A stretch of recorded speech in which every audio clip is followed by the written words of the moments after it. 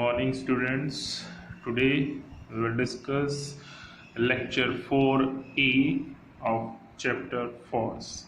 Our topic is type of forces. तो जैसे हमने फर्स्ट लेक्चर में डिस्कस किया था कि बेसिकली दो टाइप होती हैं फोर्स की. One is contact forces and another one is non contact forces. Force दो टाइप हो गई, contact forces, non contact forces. तो जनरली एग्जाम में बार बार क्वेश्चन आ जाता है difference between contact and non contact forces.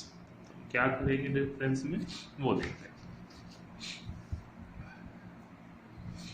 तो हम इनको डिफाइन करेंगे एग्जाम्पल के साथ, वो इनके डिफरेंस में हो जाएगा. कॉन्टैक्ट फोर्स को इस तरह डिफाइन कर सकते हैं, the force that is exerted. Means जब किसी पर फोर्स लगता है तो हम उसको बोलते हैं एक्सर्ट हो रहा है किसी object. Only when two object are touching each other. तो कॉन्टैक्ट मीन आप किसी के कॉन्टैक्ट में, टच में हैं, तो एक ऑब्जेक्ट दूसरे ऑब्जेक्ट को टच करेगा और उसमें वो कोई पुश या पुल करता है, उस केस में जो फोर्स अप्लाई होगा दैट इज कॉन्टैक्ट फोर्स. तो कॉन्टैक्ट फोर्स के कुछ एग्जांपल हैं, हमने पहले भी डिस्कस किए थे. Muscular, friction force, tension, normal force. अब इनको वन बाय वन डिस्कस करना है. Next is non contact forces. The force that one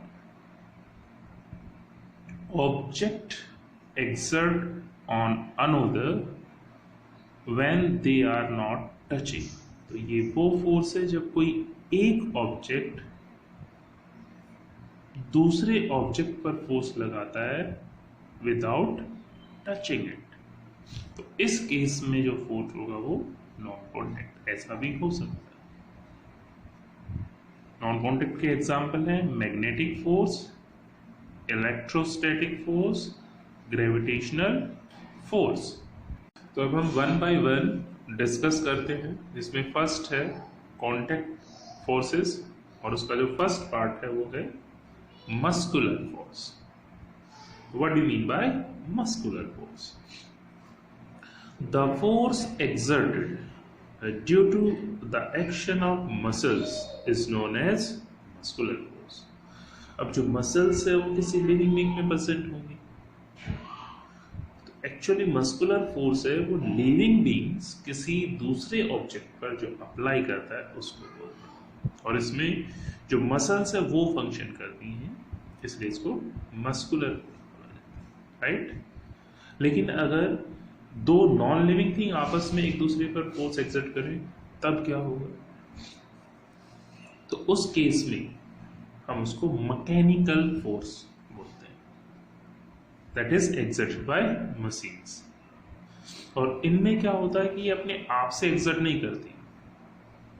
muscle में अपने आप से एक्सर्ट कर सकते हैं, एक ह्यूमन बीइंग एक बॉक्स पर फोर्स अप्लाई कर सकता है, लेकिन एक बॉक्स दूसरे बॉक्स के ऊपर फोर्स अप्लाई नहीं कर सकता. तो मैकेनिकल फोर्स में जो मशीन फोर्स एक्सर्ट करती है उसे किसी एक्सटर्नल फोर्स से ड्राइव किया जाता है. Machine do not exert force by themselves, खुद से फोर्स नहीं लगाती. इनमें कोई एक्सटर्नल सोर्स होता है फोर्स का. जैसे अगर आप कार है तो कार अपने आप से नहीं चलेगी, वो व्हील को अपने आप से रोटेट नहीं करेगी. तो हम उसमें ऑयल डालते हैं, फिर ऑयल से इंजन रोटेट करता है और इंजन पे टायर को रोटेट करता है, right. Example of muscular force, a ball thrown by hand, right. Next, animal carrying loads. तो जिसमें भी लिविंग बीइंग इन्वॉल्व हो जाए दैट इज मस्कुलर फोर्स, और जिसमें कोई मशीन इन्वॉल्व हो जाए that is mechanical force, right. Next example of contact force is frictional force. तो इसका नेक्स्ट चैप्टर भी है अलग से, तो उसमें हम डिटेल पढ़ेंगे. अभी हम केवल डेफिनेशन देखते हैं. A force that resist motion, resist means to avoid, अगर कोई ऑब्जेक्ट मूव करना पसंद करे तो फ्रिक्शन फोर्स उसे रोकने की कोशिश करेगा, उसे मूव नहीं होने देगा। उस फोर्स को हम बोलते हैं frictional force. Friction force is a force that resist motion, जो मोशन को रेजिस्ट करे, उसे रोकने की कोशिश करे। कई बार क्वेश्चन आ जाता है एनटीएससी में कि सेल्फ एडजस्टेबल फोर्स कौन सा होता है।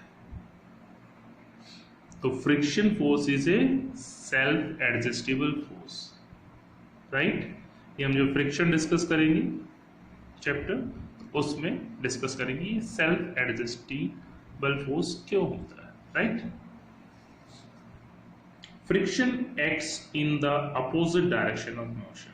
तो फ्रिक्शन जो फोर्स है वो हमेशा उसकी जो डायरेक्शन होती है वो अपोजिट होती है direction of motion of an object. Suppose ये बॉक्स है, ग्राउंड पे रखा हुआ है, हमने यहां से फोर्स अप्लाई किया है, तो फोर्स की डायरेक्शन इधर है, तो फ्रिक्शन हमेशा वहां लगेगा जहां पर ये ऑब्जेक्ट सरफेस से कांटेक्ट करेगा, दूसरे ऑब्जेक्ट से कांटेक्ट में होगा। तो इस केस में यहां इस जगह कांटेक्ट में है तो फ्रिक्शन फोर्स यहां लगेगा। फोर्स की डायरेक्शन इधर है तो ये अपोजिट डायरेक्शन में होता है, क्योंकि इसकी वजह से इधर मूव करने की कोशिश करेगा, और फ्रिक्शन क्या करता है, रेजिस्ट करता है, तो ये इसके अपोजिट डायरेक्शन में अप्लाई करेगा। आप ऐसा समझे कि आप यहाँ खड़े हैं, आपको कोई इधर पुश कर रहा है तो आप इधर मूव करेंगे, तो आपको रोकने के लिए किसी दूसरे को आपको किधर पुल या पुश करना पड़ेगा, आपको इधर करना पड़ेगा ताकि आप इधर मूव ना। तो फ्रिक्शन क्या करता है, रेजिस्ट करता है motion, right. Now moving to the next example, that is tension. Tension is also a type of force. Tension is a force exerted by string, rod, fibers and cables. तो ये सभी जो है इन्हीं में टेंशन फोर्स एक्शन में आता है when they are pulled, जब इनको खींचा जाता है। तो जैसे आपने किसी थ्रेड से कोई वेट टाई किया और उसको हैंग किया, तो इस वेट की वजह से ये वेट इस वायर को या थ्रेड को नीचे की ओर पुल करेगा, और जो ये थ्रेड है ये इस वेट को ऊपर की ओर पुल करेगा। तो जो ये ऊपर की ओर पुल किया जा रहा है इस थ्रेड से, उसे ही हम टेंशन फोर्स बोलते हैं, right. Next is normal force. The force perpendicular to the surface of the objects in contact is called normal force। तो इसकी डेफिनेशन को आप एक एग्जांपल से ज़्यादा बेटर समझ सकते हैं। सपोज ये एक सरफेस है, इस पे बॉक्स रखा है, तो ये जो कांटेक्ट में है, ये जो ऑब्जेक्ट है बॉक्स से, ये सरफेस के कांटेक्ट में ही आता, तो नॉर्मल फोर्स हमेशा इस सरफेस की जिसके कांटेक्ट में उसके परपेंडिकुलर होगा। अगर जो सरफेस है वो टिल्टेड हो, जो ग्राउंड से है वो टिल्टेड हो, तो ऐसा नहीं कि अपवर्ड डायरेक्शन में होगा, इधर होगा normal, no, that is always perpendicular to the surface that is in contact with object. तो ये हमेशा परपेंडिकुलर होगा, इसे हम नॉर्मल राइट। चलो हम प्रीवियस जो भी हमने लेक्चर किए उसके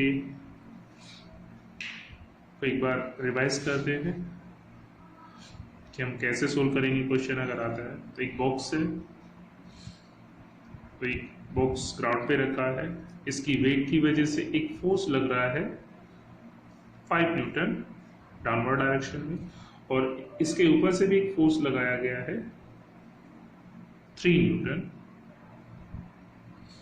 तो अगर हम इसको बैलेंस करें, अगर हम ये बोले कि इस पे जो नेट फोर्स है वो 0 है तो उसकी क्या कंडीशन होगी, तो उसमें जो F की वैल्यू है वो क्या होगी। F is not net force, net force is combination of all the forces on an object. तो मैंने बताया था आपको कि जब सेम डायरेक्शन में होते हैं तो फोर्स ऐड हो जाते हैं और डिफरेंस में होते हैं तो सब्ट्रैक्ट हो जाते हैं। तो इसमें 3 न्यूटन और 5 न्यूटन दो फोर्स है, इनकी डायरेक्शन सेम है, डाउनवर्ड डायरेक्शन, तो ये दोनों ऐड हो जाएंगे, that is 3 Newton plus 5 Newton. और जो F की डायरेक्शन है वो उनके अपोजिट है दोनों की, तो ये माइनस हो जाएगा। और F हमने बोला है कि 0 होना चाहिए, तो इसको सोल्व करेंगे, that is 8 Newton minus F। Mathematic में आप इसको जब इधर लेके आते हैं तो साइन चेंज हो जाता है, तो यहाँ से F की वैल्यू क्या है 8 न्यूटन। तो इस तरह से आप प्रैक्टिस करेंगे। Thank you. अगर कोई प्रॉब्लम है तो आप कमेंट बॉक्स में